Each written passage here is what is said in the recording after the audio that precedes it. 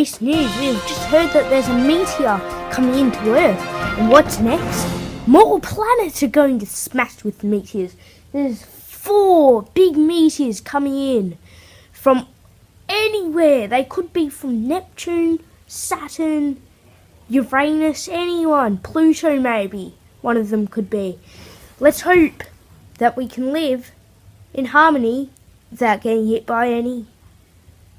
So there's 1 big rock and 3 little rocks. And I think it's going to be the end because we've seen on the weather, on the space forecast, that the big one is coming to Earth.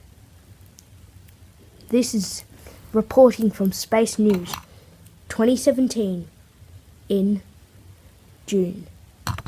Thank you.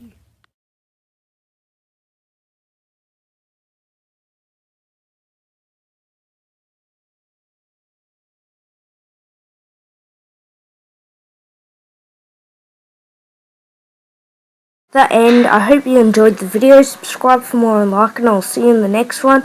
I hope you enjoy it. This was the Pro one. Bye.